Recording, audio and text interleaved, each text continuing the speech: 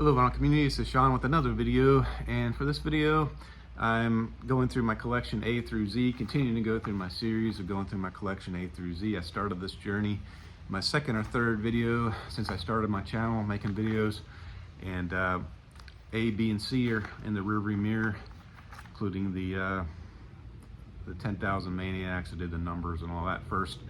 So that's in my rearview mirror, and happy to start my D section. And this video will be Death Cab for Cutie only. I have a handful of albums from them, so very happy to dedicate this video to them. And hope everyone had a great Thanksgiving and record store day. If you went out shopping, I hope you were successful getting what you wanted. So for me personally, my wife Kirsten and I had a great time for Thanksgiving. We had our daughter here.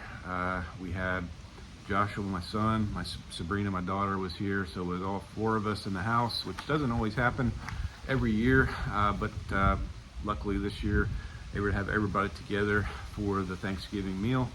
And so we always get the honey baked ham, which is always a good choice, very good, very tasty. And if you haven't had a honey baked ham, you should try it. I like the turkey, but I get ruled out, I get voted down, but anyway, so the ham though is excellent, so no complaints from me. All right, so I'm going to start this video with I'm going to do these in order of the oldest to the newest as far as the discography of the band. And Death Cab for Cutie, thanks to Mark Morris. So my last video I ended with my C's, and I said at the end, I showed up with Death Cab, I held up a record from Death Cab and say, hey, this is my next video. And Mark Morris in the comments, I had no idea when he said it, but there's a Beatles reference. Death Cab for Cutie is a song in the Magical Mystery Tour. Mark Morris, a Beatles junkie, informed me of that, and I did some research, and indeed he is correct. Ben Gibbard is a huge Beatles fan, and the band formed in 1997. It originally was supposed to be a solo project, you know, Ben Gibbard as a solo artist, and then once he got the record deal, he decided to make it a band, and he put a stopgap, or like a placeholder, I guess, and just say, I just watched this Magical Mystery Tour, and I'm gonna name it Death Cab for Cutie based on that song. Anyway, so the song is from Bonzo Dog Doo Dah Band. Just a great title of the band. I never heard of them before. I prepared for this video before Mark Morris gave his great insight. And so anyway, it's off the 1967 debut album Gorilla, and it was performed by that band in the Magical Mystery Tour. So there's where the band's origin comes from. When I first heard Death Cab for Cutie, I said, I'll pass, I'm not into metal. I thought they were probably like a metal band or something, but they're not. But anyway, this one, Gibbard himself is an environmental chemistry major, a smart guy, and the current band members, Chris Walla left the band prior to the release of Cutie. I think that's how you pronounce it. Cutie, the band he felt was going in a different direction, and decided to leave the band after that one. Chris Walla is a accomplished musician, and he has I think two full-length studio albums, one being an ambient one and the other one being sort of like an indie record. I think it's both of those, I believe, are only available on CD, which I'd like to purchase, at least the indie one. I'm not sure about the ambient one, but definitely a talented musician, and a loss for the band, I felt. So this particular album was just out of college, all the members, of course, young. They went on tour to support this album along with their first album, Something About Airplanes, and didn't have much of a budget. Had a Ford Econoline vehicle that they just basically had enough off the shows to put gas in the car to get from show to show. And Ben Gibbard had characterized this period of history in the Death Cab for Cutie as interstitial, which I'm not sure what that word means, but it was made at a time when we didn't have any sense of what the future held for us as individuals, let alone as a band. He recalled 2 decades later. My favorite songs off this one are the title track, which is the first song. It's literally called Title Track, and Scientist Studies, and also Lowell, Massachusetts. My favorite 3 off that one. I rank Scientist Studies the highest out of the 3. Okay, and then the next album that I'll show for my collection for Death Cab for Cutie is Transatlanticism, and this one is 2003 release, their 4th studio album art by Seattle painter Addie Russell.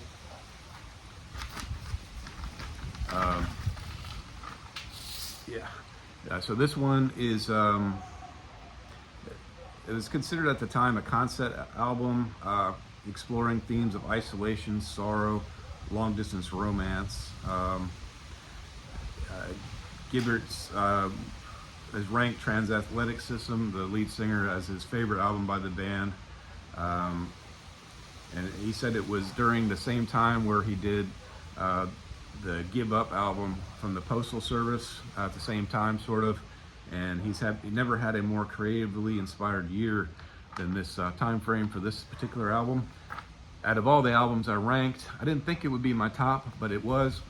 When I sat down and went through all the songs and all the rankings that I did in preparing this video, this one edged out all the albums that I'm showing today. And my favorite song off this one is definitely Tiny Vessels, just a brilliant song. Title and registration is just excellent. The New Year is excellent. Sound of Settling is excellent. And also We Look Like Giants. Just great songs off this one. The last song, A Lack of Color, another great song off this. This is one of 2 gatefolds that I have from the band on this one. And all these are on black vinyl. Don't have any color variants for the bands on these, which is fine with me. Like I say in the previous video, I buy the cheapest one I could find. And if the color version adds $5, I just go with the black. And so anyway, so that's because I'm a cheap person. Well, I mean, obviously, when you have a record collection, these things are expensive, but I just try to get the cheapest possible copy, including buying used versus new if it's VG Plus. Anyway, so this is Transatlanticism, Death Cab for Cutie.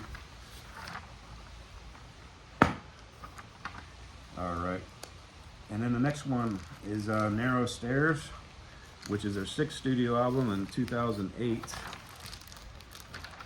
And if I could get this out of the sleeve, I'll show it. Well, now it's in shrink wrap. I feel like I do that every video. I take it out of the sleeve and it still glares because of the shrink wrap.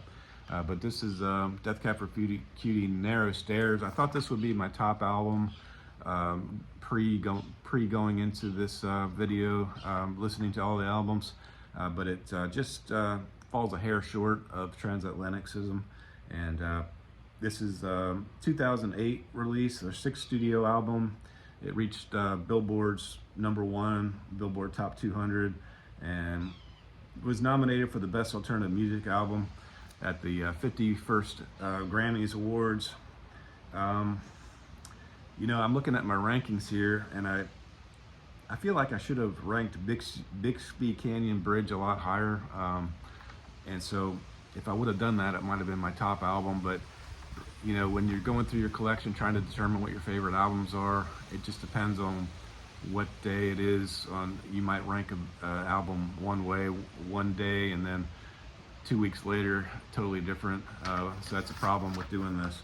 But Bixby Canyon Bridge is a great song off that one, and also it's got the song I Will Possess Your Heart, which reached #6 on the US Alternative Song Chart.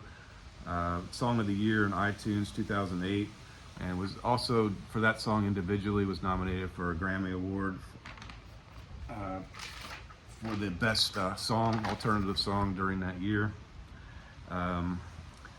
This one has, out of all the songs of Death Cab for Cutie, my favorite song by this band is Cath, and it's off this album here. It's Cath, and that was also a single. Each reached U.S. Alternative Chart number 10. No Sunlight is another single off this one, which is a great song. And Grapevine Fire is tied with Cath as my favorite songs from Death Cab for Cutie of all time. So that's why I thought this one would rank higher. It's got my two favorite songs from the band, but Long Division is also on here, another great song. But yeah, the last two songs I ranked a little bit low, and then also You Can Do Better Than Me, it kind of brought the average down on Talking Bird, so it didn't quite match the transatlanticism.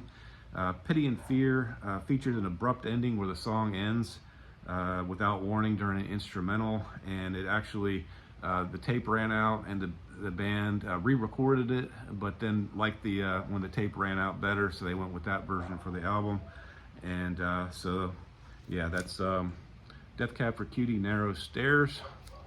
And if you have any Death Cab for Cutie in your collection, I'd like to hear it in the comments what your favorite song is, or I'm sorry, what your favorite album is, or what your favorite song is. Let me know in the comments. All right, and this is the album I showed at the end of my last video, and this is Thank You for Today. And this one has a die cut insert, and I'm not gonna take it out, but it's got a die cut insert, which is kind of cool. Album color, all those symbols, very cool to me. I love the hype sticker on it. It's got Gold Rush, I Dreamt We Spoke Again, Northern Lights, When We Drive. So I was surprised to find out that Northern Lights was not a single off this one, but Gold Rush was. And a lot of people kind of hate on the Gold Rush song, but not me. I like the Gold Rush song. As a matter of fact, out of all the Death Cab albums that I have in my collection, this one's played the most.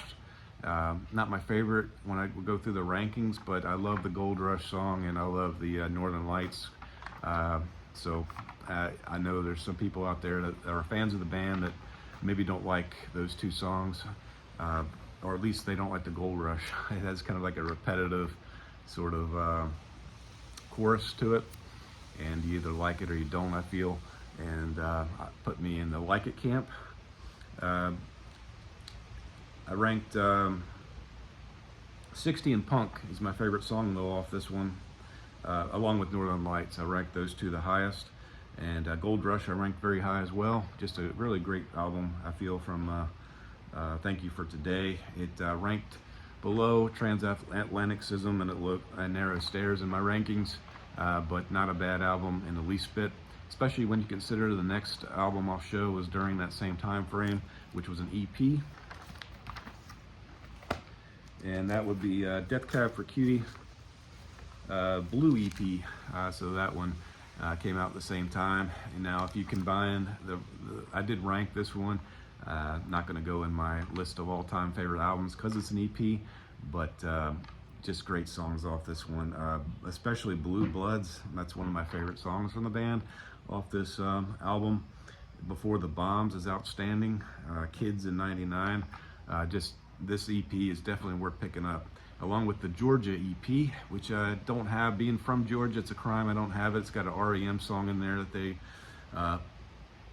I forgot the name of the song, shame on me, but they did a version of a REM song on the Georgia EP, and it's got that's the peach color album cover, and it's got the outline of Georgia on the cover. Definitely want to get that one. I've been wanting to get that for a long time. I really got to rectify that for my next purchase from this band. It's going to be that EP, I feel. But this is made during the same time frame, and if you combine the ranking of this one with the other ones, it's might be my top album. And then the last one I'll show is their latest album, Asphalt Meadows, and this one is 2022. And this one is tied with Narrow Stairs. All three of these were ranked 1, 2, and 3, very close nail-bitingly close, and then this one was actually tied with it's just a great album. I didn't think anything post Chris Wallow would be entering my top albums from the band, but this is definitely a great one. And you know, you'd think this is a Saudi Arabian cover, like somewhere in Saudi Arabia, or but it's not. I think it's, I didn't write it down, but I want to say it's like the Golan Heights neighborhood, and maybe in Los Angeles. I don't know, maybe it might not even be in California, I'm not sure. But this one is the second gatefold that I have from the band. And all these albums, by the way, have the lyric sheet in there, which is a great feature. Not all, some of the cheaper albums that you buy just has a record and a sleeve without the lyrics, but all these have the lyrics. This is, like I said, the second gatefold that I have from the band. And as far as the songs off this one, Roman Candles brought the average down for this one. Otherwise, it might have even been my #1 album. I just love this album to death. I think it's just a great album. But Asphalt Meadows, the title track, I Don't Know How I Survive. I Don't Know How I Survive was basically anxiety surrounding the pandemic. Half this album was recorded sort of in remotely, with due to the pandemic. So Rand McNally is also on this one, which is a great title. Here to Forever was a single. The band's 7th career #1 hit on Billboard's alternative airplay chart. And Pepper, the same with that one. It got to the #1 that's Billboard adult alternative airplay chart, and I ranked those both very high. Actually, my favorite two off this one were Here to Forever and Pepper. Just great songs off this. And Wheat Like Waves, my favorite song off this one, edged those two I just mentioned. Just a great album from this band. And that's Death Cab for Cutie. And Asphalt Meadows, and they have an acoustic version, which I almost pulled the trigger on the other day, but I didn't. And so my next video, thank you for watching, and any comments are appreciated. A thumbs up would be appreciated as well. Thank you for watching this video. My next video will be The Decemberists. There's one of their albums. Dexy's Midnight Riders. I only have one LP from them, but it's this one here. And another 7-inch Decemberist, which I have my only 7-inch in my collection. So, okay, so thanks for watching again. And as Ed would say, be kind to everyone on his channel. That's a great way to end a video. So I'm gonna steal his ending. Be kind to everyone, and we'll see you next time. Thank you.